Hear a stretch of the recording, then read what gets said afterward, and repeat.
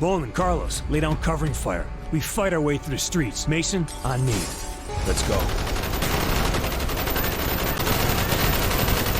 You suck! Taking a page out of Modern Warfare 2's book, Treyarch filled Black Ops to the brim with action set-piece sequences like something ripped out of a Michael Bay movie. Explosions, blood, debris, just about every particle effect had its dial ramped up to 11.5. And the level design accommodated this by littering environments with explosive objects and destructible structures. Explosions were everywhere, and you couldn't escape them even if you looked straight up into the sky. Every moment of gameplay was like a pulse-pounding power fantasy, where your every bullet had the destructive capability of an anti-tank rocket launcher. In one mission alone, you'll fire M60s while leaning out of a helicopter, raining down hellfire as your enemies are melted away like butter. Then before you know it, you hop out and man some artillery. But hold on, let's rewind, because just before all of this even happened, you were just running across an airstrip as mortar fire held down on you and your allies. So yeah, always having a jaw-dropping spectacle on screen to captivate the player was the major design philosophy driving Treyarch. Missions were multi-layered experiences where completing a single one felt like playing several genres of games within the span of half an hour. You may be stealthing behind enemy lines 1 second and the next flying a helicopter equipped with MGs and rockets, then placed back on the ground for some wall-to-wall gunplay action to top things off.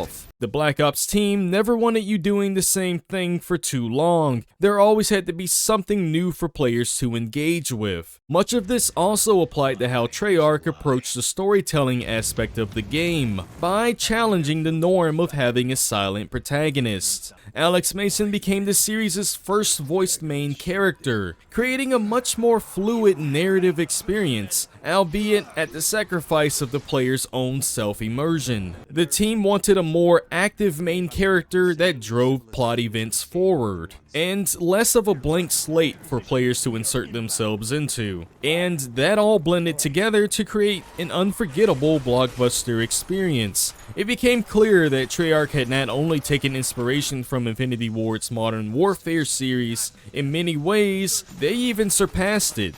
When I booted up Black Ops, everything about it oozed this theme of classified information and deniable operations. Mission start screens had black markered critical information pertaining to the events in question. The main menu featured your main character strapped to a chair while an anonymous figure in the window above questions you. But the most interesting part about it is, this is a fully interactive menu. A few button presses and you're free of your restraints, and freely exploring the room you're held captive in. I'm not too sure what this is all for, but at the very least you can read an email about someone baking cupcakes, which is mildly interesting and makes me hungry. But it's the next scene that made me lose my appetite. You see, once you actually proceed to start the campaign, the Black Shadow Man in the window above starts interrogating you about who you are, who you work for, and what top secret operations you've been on. Whenever your character Alex Mason refuses to answer these questions, then he's given a hell of a jolt through his body that apparently shocks him so bad that he just says screw it and tells the Shadow Man every bad thing he's ever done in his life, dating back to even the 3rd grade. It's kind of funny really just how quickly Mason goes from F you to here's my social security number after just a few exposures to modern electricity. But we wouldn't have a game to play otherwise, because this is how every mission in the campaign begins. The first mission of Black Ops is fairly simple. Alex Mason recalls his orders to take out Fidel Castro, so he and his partners Frank Woods and Joseph Bowman infiltrate the country undercover and meet up with an informant who runs the bar. Just as they receive their intel on Castro's location, a group of Castro's soldiers enter the establishment and all hell breaks loose.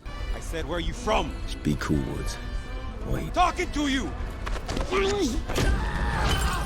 That's when I started to tear through the streets of Cuba. I was totally blown away by what the game had to offer. Aiming, shooting, moving from cover to cover down the street, celebrating the 4th of July early with an underbarrel grenade launcher. I felt a lot of that Michael Bay DNA in the moment-to-moment gameplay. Before I knew it, I was off the streets and driving a car, ramming through police barricades, accompanied by Zack Snyder's signature slow motion sequences, only to be interrupted because apparently Mason had a stroke in between all of this chaos, so of course he gets another shocking wake-up call. I mean, this really is like a metaphor for me foaming out the mouth over this never-ending assault on my senses. I feel like scrolling on TikTok could barely even serve as a warm-up to prepare your attention span for this. But much like TikTok, the longer I scroll through Black Ops' campaign, the more addicted to it I became.